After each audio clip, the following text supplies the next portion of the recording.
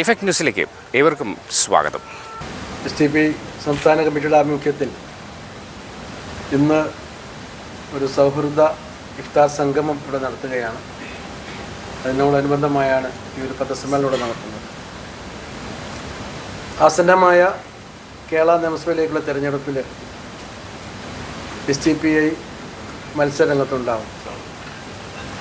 കേരളത്തിലെ 140 അസംബ്ലി മണ്ഡലങ്ങളിലും പാർട്ടിക്ക് മത്സരിക്കാൻ സാധ്യമാവുന്ന രാഷ്ട്രീയ സാഹചര്യം നിലനിൽക്കുന്നുണ്ട്. പാർട്ടിയുടെ ഘടനാപരമായ ശക്തി 140 അസംബ്ലി മണ്ഡലങ്ങളിലും പാർട്ടിക്ക് നിയോജക മണ്ഡലം കമ്മിറ്റികളും പഞ്ചായത്ത് ബ്രാഞ്ച് തല കമ്മിറ്റികളുമുണ്ട്. നിലവിലുള്ള ഇരു മുന്നണികളുടെയും പ്രവർത്തനങ്ങളെ വിലയിരുത്തി പാർട്ടി എത്തിച്ചേർന്നിട്ടുള്ളത് തിരഞ്ഞെടുപ്പിൽ ശക്തമായ മത്സരം കാഴ്ചവെക്കാൻ തന്നെയാണ്. മത്സരരംഗത്ത് ഏറ്റവും പ്രഗത്ഭരായ സ്ഥാനാർത്ഥികളെ രംഗത്തിറക്കുന്നതിൻ്റെ മുന്നോടിയായി സംസ്ഥാനത്തെ എല്ലാ അസംബ്ലി മണ്ഡലങ്ങളിലും മണ്ഡലം തലത്തിൽ സ്ഥാനാർത്ഥി പ്രപ്പോസൽ എടുക്കുകയും അത് ജില്ലാ സംസ്ഥാന ഘടകങ്ങൾ വിശകലനം നടത്തി പരിശോധിച്ച് ദേശീയ കമ്മിറ്റിക്ക് നൽകുകയും അത് ദേശീയ കമ്മിറ്റി അംഗീകരിച്ച് 2 ദിവസത്തിനകം സംസ്ഥാന കമ്മിറ്റിക്ക് കൈമാറുന്നതാണ്. അതിൻ്റെ അടിസ്ഥാനത്തിൽ 111 സ്ഥാനാർത്ഥികളെ ഇപ്പോൾ തീരുമാനമായിട്ടുണ്ട്. അത് ആ സ്ഥാനാർത്ഥികളുടെ പ്രഖ്യാപനം, ഇലക്ഷൻ പ്രഖ്യാപനം വന്ന ഉടനെ തന്നെ 2 ദിവസത്തിനകം ഔപചാരികമായി കേന്ദ്ര നേതൃത്വം ഇവിടെ അത് പ്രഖ്യാപിക്കുന്നതാണ്. പാർട്ടിയെ സംബന്ധിച്ചിടത്തോളം കഴിഞ്ഞ തദ്ദേശ സ്വയംഭരണ സ്ഥാപനങ്ങളിലേക്കുള്ള തിരഞ്ഞെടുപ്പിൽ വലിയ മുന്നേറ്റമാണ് ഉണ്ടാക്കാൻ സാധ്യമായത്. മൊത്തം കേരളത്തിലുള്ള തദ്ദേശ സ്വയംഭരണ സ്ഥാപനങ്ങളുടെ വാർഡുകളിൽ 10% താഴെ പാർട്ടി മത്സരിച്ചിട്ടുള്ളൂ. എങ്കിൽ പോലും 4 ലക്ഷത്തോളം വോട്ട് പാർട്ടിക്ക് സമ്മാനിക്കാൻ സാധ്യമായിട്ടുണ്ട്. ഇത് വ്യക്തമാക്കുന്നത് സംസ്ഥാനത്തെ രാഷ്ട്രീയത്തിൽ കാര്യമായ ഇടപെടൽ നടത്താൻ പാർട്ടിക്ക് കഴിയും എന്നതാണ്. ഇപ്പോൾ തൊട്ട് മുമ്പ് നടന്ന തദ്ദേശ സ്വയംഭരണ സ്ഥാപനങ്ങളുടെ തെരഞ്ഞെടുപ്പിൽ UDFന് പ്രകടമായ മുന്നേറ്റമുണ്ടായിട്ടുണ്ട്. ആ തെരഞ്ഞെടുപ്പിലെ ജില്ലാ പഞ്ചായത്തിലേക്കുള്ള വോട്ടുകളാണ് നമ്മൾ രാഷ്ട്രീയമായി പരിഗണിക്കാറ്. പഞ്ചായത്ത് വാർഡുകളിലെ വോട്ടുകളെടുത്ത് ഒരു തെരഞ്ഞെടുപ്പിനെ, ഒരു പൊതുതെരഞ്ഞെടുപ്പിനെ താരതമ്യം ചെയ്യാൻ ഒരിക്കലും സാധ്യമല്ല. ജില്ലാ പഞ്ചായത്ത് തെരഞ്ഞെടുപ്പുകളെടുത്ത് പരിശോധിച്ചാൽ, അതിലെ വോട്ടിംഗ് പാറ്റേൺ എടുത്ത് പരിശോധിക്കുകയാണെങ്കിൽ കേവലം 85 സീറ്റുകളിൽ മാത്രമാണ് UDFന് മുൻതൂക്കമെന്ന് പറയപ്പെടുന്നത്. അതുപോലും ഒരു പൊതു തിരഞ്ഞെടുപ്പിൻ്റെ അല്ലെങ്കിൽ കേരളമാര് ഭരിക്കണമെന്ന ഒരു മാൻഡേറ്റ് വരാത്ത സാഹചര്യത്തിലാണ്. ഞങ്ങളെടുത്ത് പരിശോധിക്കുമ്പോൾ കേരളത്തിലെ 20 സീറ്റുകളിൽ വളരെ ഡിസിസീവായ ഗതി നിർണ്ണയിക്കാൻ കഴിയുന്ന വോട്ട് പാർട്ടിക്കുണ്ട്. ആ മണ്ഡലങ്ങളായിരിക്കും കേരളത്തിലെ ഭരണം ആര് ഭരിക്കണമെന്ന് തീരുമാനിക്കുക. ആ അർത്ഥത്തിൽ പാർട്ടിയുടെ ഈ വരുന്ന നിയമസഭാ തിരഞ്ഞെടുപ്പിലെ അതിൻ്റെ മുന്നേറ്റം തീർച്ചയായിട്ടും കേരള രാഷ്ട്രീയത്തിൽ വലിയ ചലനങ്ങൾ ഉണ്ടാക്കാൻ സാധ്യമാവുന്നതാണ് എന്ന് തന്നെയാണ് ഞങ്ങളുടെ വിശ്വാസം. ഇതോടൊപ്പം നമുക്ക് സൂചിപ്പിക്കാനുള്ള മറ്റൊരു കാര്യം, കഴിഞ്ഞ പാർലമെൻറ്റ് തിരഞ്ഞെടുപ്പിൽ കേരളത്തിൽ വലിയ ഒരു മുന്നേറ്റമാണ് UDF നടത്തിയത്. അങ്ങനെ അത് ആ ഇലക്ഷനിൽ STPI UDFനായിരുന്നു പിന്തുണ നൽകിയത്. പക്ഷേ ഇന്ന് കേൾക്കുന്ന വാർത്തകൾ കഴിഞ്ഞ ലോക്സഭാ തെരഞ്ഞെടുപ്പിൽ വിജയിച്ച MP-മാർ രാജിവെച്ച് നിയമസഭയിലേക്ക് മത്സരിക്കുമെന്ന് ശ്രുതി കേട്ടുകൊണ്ടിരിക്കുകയാണ്. ഇത് അങ്ങേയറ്റം അപലപനീയമാണ്. ഒരു മാൻഡേറ്റ് കഴിഞ്ഞ കേവലം മാസങ്ങൾ മാത്രമായുള്ള മുമ്പ് നടന്ന തെരഞ്ഞെടുപ്പിൽ വിജയിച്ച MP-മാർ അത് രാജിവെച്ച് കേരളത്തിൻ്റെ ജനങ്ങളോട് കാണിക്കുന്ന ഒരു ക്രൂരമായ ഒരു വെല്ലുവിളിയാണ് അവർ നടത്തുന്നത്. ഞങ്ങൾക്കിത് പറയാൻ കൃത്യമായ അവകാശമുണ്ട്. 2 കാരണങ്ങൾ കൊണ്ട്. ഒന്ന്, ആ MP-മാർക്ക് വോട്ട് ചെയ്ത ഒരു രാഷ്ട്രീയ പാർട്ടിയാണ് ഞങ്ങൾ. ഞങ്ങളുടെ പ്രവർത്തകന്മാർ, ഞങ്ങൾ ക്യാൻവാസ് ചെയ്ത വോട്ടർമാരൊക്കെ അവർക്ക് വോട്ട് ചെയ്തിട്ടുണ്ട്. അപ്പോൾ ആ വോട്ടർമാരെ അവഹേളിച്ചുകൊണ്ട് വീണ്ടും നിയമസഭാ തെരഞ്ഞെടുപ്പിൽ മത്സരിക്കാനുള്ള MP-മാർ കാണിക്കുന്ന അല്ലെങ്കിൽ ആ പാർട്ടിയിൽ വരുന്ന ചർച്ചകൾ അങ്ങേയറ്റം അപലപനീയമാണ് എന്ന് SDPI പറയുകയാണ്. ഇപ്പോൾ നമ്മുടെ കേരളത്തിൽ ഇന്നത്തെ രാഷ്ട്രീയമായ സാഹചര്യം വെച്ച് പരിശോധിക്കുമ്പോൾ BJP തീർത്തും ഒരു കേരള വിരുദ്ധ രാഷ്ട്രീയ പാർട്ടിയാണ്. അവരുടെ എല്ലാ സമീപനങ്ങളും കഴിഞ്ഞ വികസന പ്രവർത്തനങ്ങളുമായി ബന്ധപ്പെട്ടുള്ള ഉദ്ഘാടന ചടങ്ങിൽ പോലും ഇവിടുത്തെ മന്ത്രിമാരെയൊക്കെ അവഗണിച്ചുകൊണ്ട് അവരുടെ ഉദ്ഘാടനം നടത്തിയത് നമുക്കറിയാം. അത് മാത്രമല്ല, കേരളത്തിൻ്റെ പല കാര്യങ്ങളിലും കഴിഞ്ഞ ബഡ്ജറ്റിൽ, കേന്ദ്ര ബഡ്ജറ്റിൽ വലിയ തോതിലുള്ള അവഗണനയാണ് കേരളത്തെ BJP സർക്കാർ, കേന്ദ്ര സർക്കാർ കാണിച്ചത്. ഈ വലിയൊരു ഒരു ഒരു ഒരു അവഗണന നമുക്ക് ഉൾക്കൊള്ളാൻ കഴിയാത്ത കേരളത്തിലെ ജനങ്ങൾ, നമ്മളും നികുതി പണം കൊടുക്കുന്നവരാണ്, ഇവിടുത്തെ GST വിഹിതം കേന്ദ്രത്തിന് കിട്ടുന്നതാണ്. എല്ലാ അർത്ഥത്തിലും അതിനൊരു വിഹിതം നമ്മുടെ കേരളത്തിന് അത് തിരിച്ചു തരേണ്ടതാണ്. അത് അങ്ങേയറ്റം അവഗണിച്ചുകൊണ്ട് കേരളത്തെ BJP സർക്കാർ പൂർണ്ണമായി അവഗണിച്ചിട്ടുണ്ട്. അപ്പോൾ ഇതൊരു കേരള വിരുദ്ധ പാർട്ടിയാണ് BJP. ആ BJPയെ പരാജയപ്പെടുത്താൻ കേരളത്തിലെ ഇരു മുന്നണികളും അവർക്ക് വിജയസാധ്യതയുള്ള മണ്ഡലങ്ങൾ ഏകോപിച്ച് നിൽക്കണമെന്നാണ് SDPI ആവശ്യപ്പെടുന്നത്. അത് ഞങ്ങളുടെ ഒരു വളരെ കൃത്യമായ ഡിമാൻഡാണ്. നമുക്കറിയാം, മത്സരിക്കുന്ന മണ്ഡലങ്ങളിൽ അവരെ പരാജയപ്പെടുത്താൻ വളരെ കൃത്യമായ നിലപാട് സ്വീകരിച്ചവരാണ് SDPI. നമുക്ക് ബോധ്യമുണ്ടാവും. കഴിഞ്ഞ തെരഞ്ഞെടുപ്പിൽ 2021 നിയമസഭാ തെരഞ്ഞെടുപ്പിൽ BJPക്ക് വിജയസാധ്യതയുള്ള 2 മണ്ഡലങ്ങളിൽ, പ്രത്യേകിച്ചും മഞ്ചേശ്വരത്തും അതുപോലെ ഈ ജില്ലയിലെ നേമത്തും SDPI അത് കൃത്യമായി പഠിച്ച് അതിൽ നിലപാട് സ്വീകരിക്കുകയും അവിടെ വിജയിക്കാൻ സാധ്യതയുള്ള സ്ഥാനാർത്ഥിക്ക് വേണ്ടി വോട്ട് ചെയ്യുക മാത്രമല്ല വോട്ട് ക്യാൻവാസ് ചെയ്ത് BJPയെ പരാജയപ്പെടുത്താൻ നമുക്ക് സാധ്യമായിട്ടുണ്ട്. ഇനി അതുപോലുള്ള ഒരു സ്റ്റാൻഡ് ഞങ്ങൾ മാത്രം എടുത്തുകൊണ്ട് അതിൻ്റെ പൂർണ്ണ അല്ലെങ്കിൽ BJP തോൽപ്പിക്കുക എന്ന ഉത്തരവാദിത്വം SDPIയുടെ മാത്രമുള്ള ഒരു ഉത്തരവാദിത്തമായി ഞങ്ങൾ കാണുന്നില്ല. മാത്രമല്ല, കേരളത്തെ പ്രത്യേകമായ സാഹചര്യത്തിൽ BJPയുടെ ഫാസിസ്റ്റ് നിലപാടുകളുണ്ട്. മാത്രമല്ല, BJPയുടെ കേരള വിരുദ്ധമായ നിലപാടുകൾ കൊണ്ടും കേരളത്തിലെ മുഴുവൻ ജനങ്ങളും അവരെ പരാജയപ്പെടുത്താൻ മുന്നോട്ട് വരണം. പ്രത്യേകിച്ച് LDF, UDF കക്ഷികൾ കേരളത്തിൽ BJPയെ പരാജയപ്പെടുത്തുന്നതിന് വേണ്ടി നിലപാട് സ്വീകരിക്കണം. ഇപ്പോൾ കഴിഞ്ഞ പ്രാവശ്യം ആരാണ് വിജയിച്ചത്, അവരെ തന്നെ, ആ പാർട്ടിയെ തന്നെ അവർക്ക് വോട്ട് ചെയ്തുകൊണ്ട്, ഇപ്പോൾ ഉദാഹരണം പറഞ്ഞാൽ മഞ്ചേശ്വരത്ത് UDF ആണ് ജയിച്ചതെങ്കിൽ LDF അവർക്ക് പിന്തുണ കൊടുത്തുകൊണ്ട് UDFനെ തന്നെ വിജയിപ്പിക്കണം. അതുപോലെ തന്നെ നേമത്ത് LDF ആണ് വിജയിച്ചത്.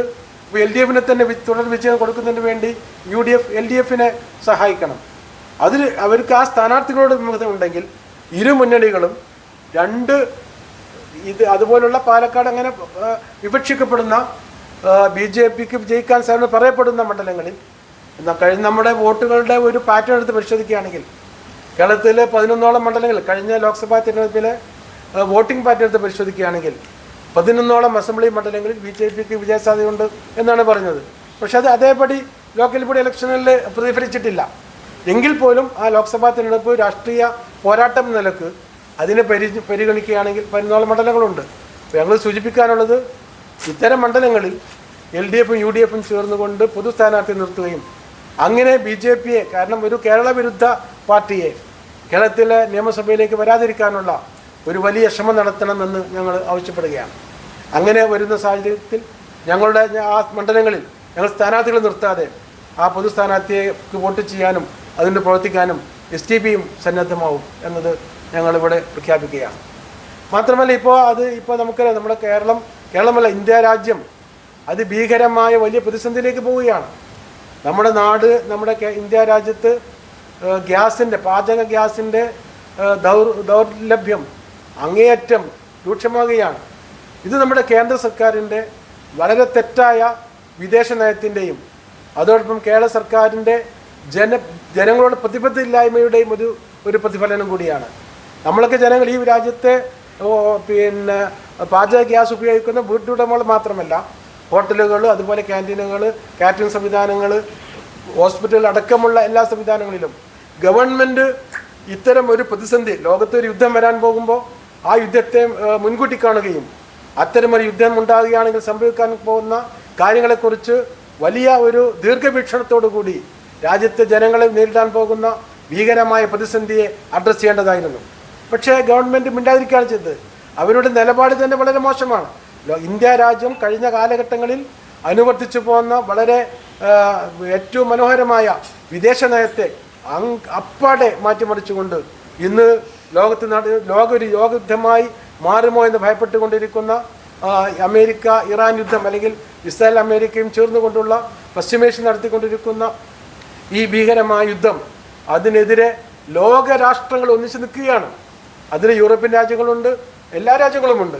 പക്ഷേ ഇന്ത്യയാണ് ഇപ്പോഴും ഒരു നഞ്ഞാമിഞ്ഞ നയം സ്വീകരിച്ചുകൊണ്ട് ഒരു പരിധിവരെ ഇസ്രായേലിനും അമേരിക്കക്കും പിന്തുണ കൊടുത്തുകൊണ്ട് നിലപാട് സ്വീകരിച്ച് മുന്നോട്ട് പോകുന്നത്. ഇത് നമ്മുടെ രാജ്യത്തിന് ദീർഘാടിസ്ഥാനത്തിൽ നമ്മളിത് വളരെ ഗൗരവമായി കണ്ടതാണ്. ദീർഘാടിസ്ഥാനത്തിൽ ഇത് വലിയ അപകടം ഈ രാജ്യത്തിനുണ്ടാവും. അത് മാത്രമല്ല, ഞാൻ പറഞ്ഞു വരുന്നത് ഈ യുദ്ധത്തിൻ്റെ ഒരു പ്രതിഫലനമാണ്, അതിൻ്റെ ഒരു പാർശ്വഫലമാണ് നമ്മുടെ രാജ്യത്ത് ഗ്യാസ് ഇല്ലായ്മ വരുന്നത്. ഇത് മുൻകൂട്ടി കാണാൻ നമ്മുടെ സർക്കാരിന് സാധ്യമായില്ല, ബദൽ സംവിധാനം ഉണ്ടായില്ല. ആവശ്യത്തിനനുസരിച്ച് അങ്ങനെ ഒരു യുദ്ധം വരികയാണെങ്കിൽ എത്ര കാലത്തിലേക്ക് ആവശ്യമുള്ള ഗ്യാസ് നമ്മുടെ രാജ്യത്ത് ഉണ്ട് എന്നാണ്, അല്ലെങ്കിൽ അതിനുള്ള ഒരു സ്റ്റോക്ക് ഉണ്ട് എന്നാണ് ഈ രാജ്യത്തെ ജനങ്ങൾ പ്രതീക്ഷിക്കുന്നത്. അല്ലെങ്കിൽ അതിനനുസൃതമായ തീരുമാനമുണ്ടാക്കാൻ സർക്കാരിന് സാധ്യമാകുമായിരുന്നു. അപ്പോൾ രാജ്യത്തെ ഗവൺമെൻറ് അങ്ങേയറ്റം ഈ രാജ്യത്തെ പാവപ്പെട്ട ജനങ്ങളെ ഇവർ ഭക്ഷിക്കണ്ടേ. ഇന്ന് തന്നെ തിരുവനന്തപുരത്ത് നമ്മൾ നടന്നു നോക്കുമ്പോൾ പല ഹോട്ടലും അടച്ചിട്ടിരിക്കുകയാണ്, പല ഹോട്ടൽ അടച്ചിട്ടിരിക്കുന്നു. ചെറിയ ഉള്ള ഹോട്ടലിൽ തന്നെ ആളുകൾ തിക്കി ഒരു ചായക്ക് വേണ്ടിയിട്ട് കശപിശ കൂടുന്ന അവസ്ഥയിലേക്ക് എത്തിയിരിക്കുന്നു. ഇത് ആളുകൾ തമ്മിൽ പരസ്പരം തല്ലുന്ന, അല്ലെങ്കിൽ പരസ്പരം കലഹിക്കുന്ന, ഭക്ഷണത്തിന് വേണ്ടി കലഹിക്കുന്ന അവസ്ഥയിലേക്ക് രാജ്യം പോവുകയാണ്. ഇത്തരമൊരു പ്രതിസന്ധിയിൽ നമ്മുടെ ഈ രാജ്യത്തെ ഗവൺമെൻറ്റിൻ്റെ നിലപാടുകൾക്കെതിരെ ശക്തമായ സമരം പ്രഖ്യാപിക്കാൻ SDPI തീരുമാനിച്ചിരിക്കുകയാണ്. രാജ്യവ്യാപകമായി ഇതിനനുസൃതമായ സമരങ്ങൾ SDPI ഉടനെ തന്നെ പ്ലാൻ ചെയ്ത് നടപ്പിലാക്കും. അതുകൊണ്ട് തന്നെ ഈ കേരളമടക്കമുള്ള രാജ്യത്തെ സാധാരണക്കാരെ അങ്ങേയറ്റം തകർത്ത് അവരുടെ ജീവിക്കാൻ കഴിയാത്ത തരത്തിൽ കൊണ്ടുപോകുന്ന BJP സർക്കാരിനെതിരെ വലിയ ഒരു ജനകീയ വികാരം ഈ തെരഞ്ഞെടുപ്പിൽ ഉണ്ടാകണം. SDPI അത്തരമൊരു പ്രവർത്തനങ്ങളിൽ മുന്നിട്ടുണ്ടാവും. ഞങ്ങളുടെ ഈ തെരഞ്ഞെടുപ്പിലെ ഏറ്റവും വലിയ മുദ്രാവാക്യം എന്ന് പറയുന്നത് രാജ്യത്തെ ജനങ്ങൾക്ക് ജീവിക്കാൻ ആവശ്യമായ ജീവിത സാഹചര്യം ഉണ്ടാക്കാൻ ഏറ്റവും നന്നായി പ്രവർത്തിക്കുന്ന ഒരു ജനപ്രതിനിധികളാണ് ഈ സ്റ്റേറ്റിൽ ഉണ്ടാകേണ്ടത് എന്നാണ് ഞങ്ങളുടെ അഭിപ്രായം. അതിന് അനുസൃതമായ രീതിയിൽ ഏറ്റവും നല്ല കാൻഡിഡേറ്റ്സിനെ ജാതി മത ഭേദമന്യേ മറ്റ് താല്പര്യങ്ങളൊന്നുമില്ലാതെ, ഇപ്പോൾ മുന്നണികളിൽ തന്നെ അവരുടെ സ്ഥാനം നിർണ്ണയിക്കുമ്പോൾ ജാതികളെയും അതുപോലെ സാമുദായിക കാര്യങ്ങളൊക്കെയാണ് വിലയിരുത്തുന്നത്. പക്ഷേ അതിലൊക്കെ അപ്പുറം ഏറ്റവും കഴിവുള്ള സ്ഥാനാർത്ഥികളെ, അതോടൊപ്പം അത് പറയുന്നതോടൊപ്പം തന്നെ ഒരു സാമൂഹിക ജനാധിപത്യത്തിൽ അധിഷ്ഠിതമായ രീതിയിൽ എല്ലാവർക്കും തുല്യമായ പ്രാതിനിധ്യം ഉണ്ടാകുന്ന രീതിയിൽ ഉള്ള സ്ഥാനാർത്ഥികളെ നിർത്തി ഞങ്ങൾ ഈ തെരഞ്ഞെടുപ്പിനെ ശക്തമായി നേടുക എന്നതാണ് ഞങ്ങളുടെ തീരുമാനം. അതിന് സ്ഥാനാർത്ഥി പ്രഖ്യാപനം, ഇലക്ഷൻ പ്രഖ്യാപിച്ച 3-ാം ദിവസം ഞങ്ങളുടെ ദേശീയ നേതൃത്വം കേരളത്തിൽ വന്ന് സ്ഥാനാർത്ഥികളെ പ്രഖ്യാപിക്കുകയും ചെയ്യും എന്ന് ഇവിടെ അറിയിക്കുകയാണ്. CPI ലത്തീഫ്, SDPIയുടെ സംസ്ഥാന പ്രസിഡന്റ്. CPI ലത്തീഫ്. ഞങ്ങളുടെ കൂടെയുള്ളത് സംസ്ഥാന ജനറൽ സെക്രട്ടറി റോയ് അറക്കൽ, സംസ്ഥാന സെക്രട്ടറി അൻസാരി അനാത്ത്, ജില്ലാ പ്രസിഡന്റ് ഷിഹാബുദ്ദീൻ മന്നാനി.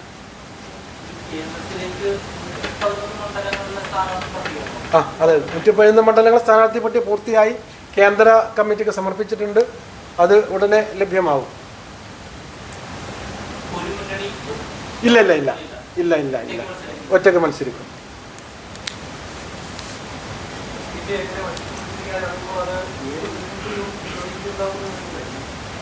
അത് അതാത് മണ്ഡലങ്ങളുടെ സ്ഥിതിക്കനുസരിച്ചാണ്. പല മണ്ഡലങ്ങളിലും ആ രീതിയിലുള്ള രാഷ്ട്രീയ സമവാക്യങ്ങളാണുള്ളത്. അത് ബാധിക്കുന്നവർക്ക് ബാധിക്കട്ടെ, ഞങ്ങൾ അതിൽ ബോധർ ചെയ്യുന്നില്ല. പക്ഷെ പലപ്പോഴും അത് ഇവരൊക്കെ പ്രതീക്ഷിക്കുന്ന രീതിയിലായിക്കൊള്ളണമെന്നില്ല. ഞങ്ങൾ കഴിഞ്ഞ തെരഞ്ഞെടുപ്പുകളിൽ നേരത്തെ UDFനെ പിന്തുണച്ചിട്ടുണ്ട്. BJP ജയിക്കുന്ന മണ്ഡലങ്ങൾ പരിശോധിച്ച് ചില മണ്ഡലങ്ങളിൽ മാത്രം LDFനെയും സപ്പോർട്ട് ചെയ്തിട്ടുണ്ട്. ഇപ്പോൾ ഇവരൊക്കെ കണക്ക് കൂട്ടുന്ന രീതിയിലായിരിക്കണമെന്നില്ല റിസൾട്ട് എന്ന് ഞാൻ പറയണത്. SDPക്ക് എന്തായാലും 20 മണ്ഡലങ്ങളിൽ ഡിസിസീവായ അതായത് നിർണായകമായ വോട്ട് പാർട്ടിക്കുണ്ട്.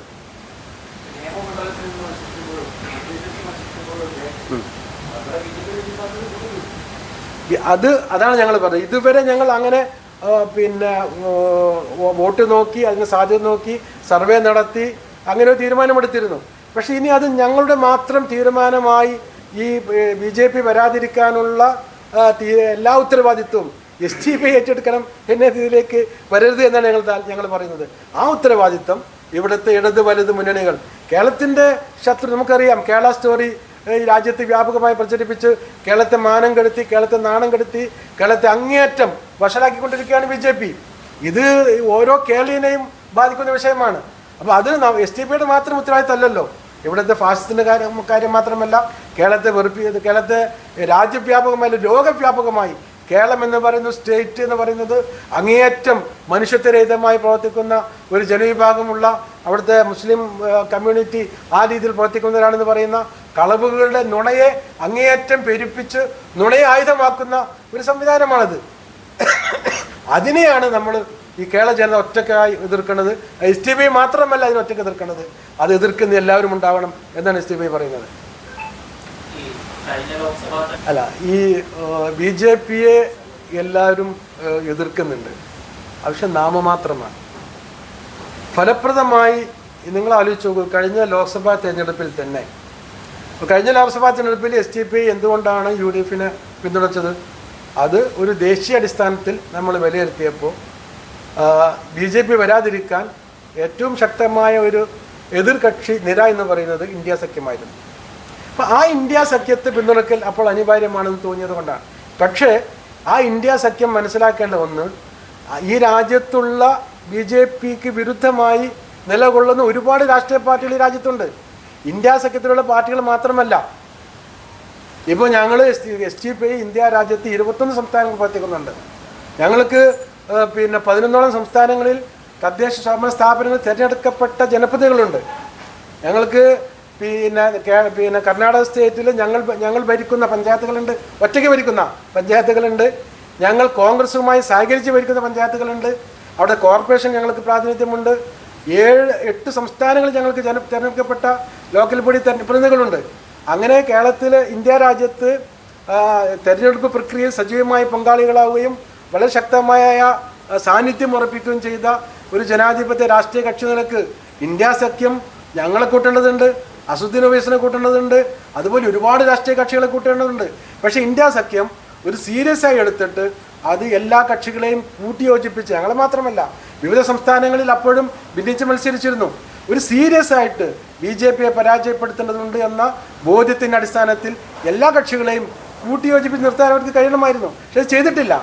അപ്പോൾ അതിനർത്ഥം അവരുടെയൊക്കെ ഈ അവകാശവാദങ്ങൾ കേവലം പൊള്ളയാണ്, നിരർത്ഥകമാണ് എന്നാണ് ഞങ്ങൾ പറയുന്നത്. അപ്പോൾ അതുകൊണ്ട് ഞങ്ങൾ മാത്രം തീരുമാനത്തെ ശരിയാവില്ലല്ലോ. ഞങ്ങൾ മാത്രം തീരുമാനം എടുക്കുക, ഞങ്ങൾ ഒരു സാക്രിഫൈസ് ചെയ്യുന്ന ഒരു പാർട്ടിയെ മാറുക എന്ന് ഞങ്ങൾ ഉദ്ദേശിക്കുന്നില്ല.